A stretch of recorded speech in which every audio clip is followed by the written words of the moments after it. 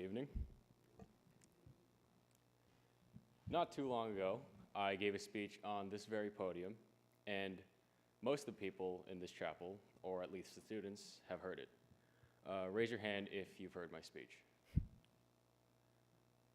Thanks for honesty. For the people who don't have their hands raised, Mr. Packard and Mrs. Hines, they're right here.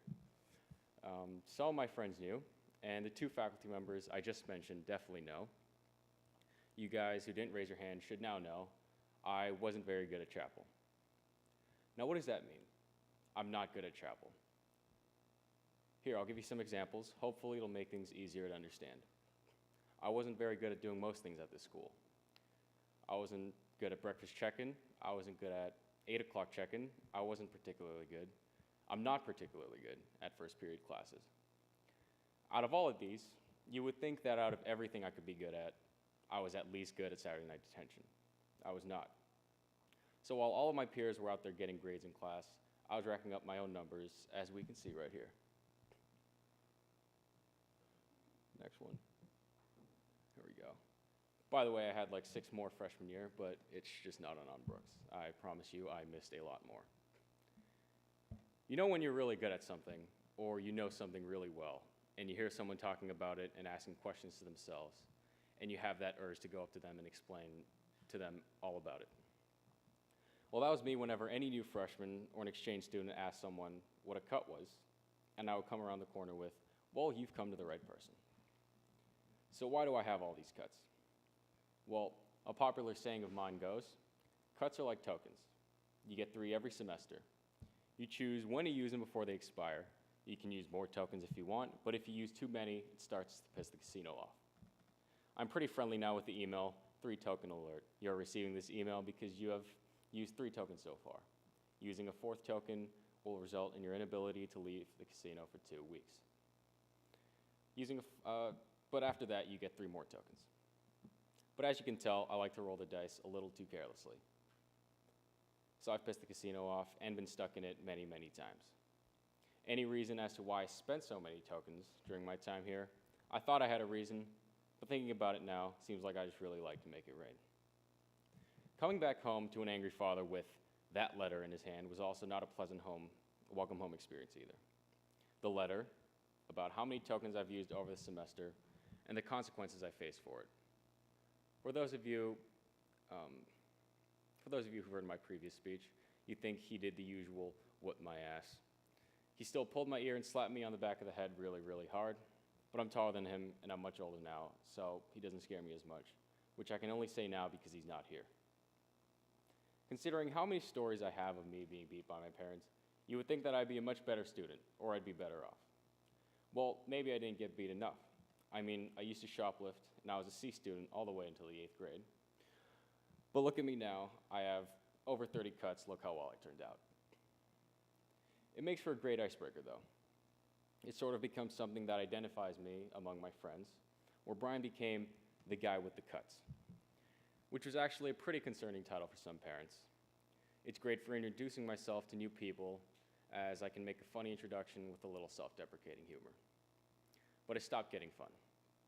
Sure, I could spend another hour or 2 of my Saturday skipping a well-deserved detention, but I would in turn miss out on more, like trips to Boston or outside of campus that I could have been a part of had I spent those hours instead of spending the weekend alone while the rest of my friends are doing more things. I realized that the strongest bonds were formed not behind the walls of our dorms, but outside them.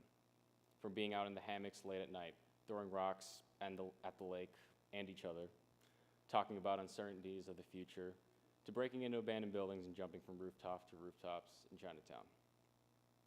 Luckily, I'm able to say I did that instead of, oh, they did that, but I couldn't go. But there are a lot of occasions where that was the case. Recently, I was lucky to be a part of an important moment of one of the most important people in my life.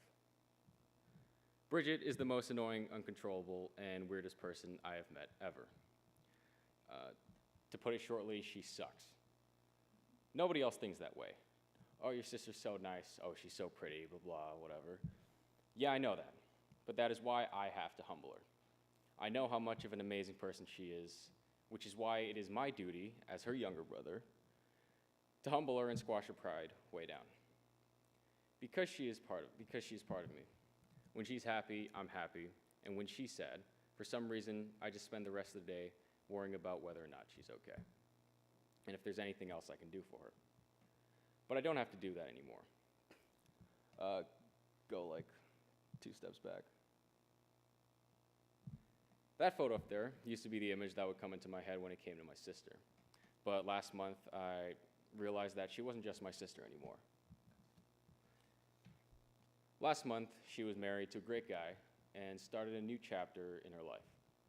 From a young sister who always took 2 hours in a decade to take a shower, getting me late to school, who always listened to Taylor Swift at 3 a.m. because someone couldn't handle her breakups, to a bride walking down the aisle, to the stem of a new branch of our family, and I was able to see with my own eyes the past, the present, and the future.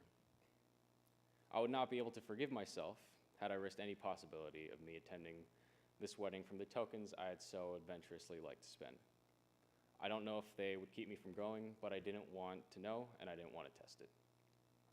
You have tokens. Use them wisely, use them well.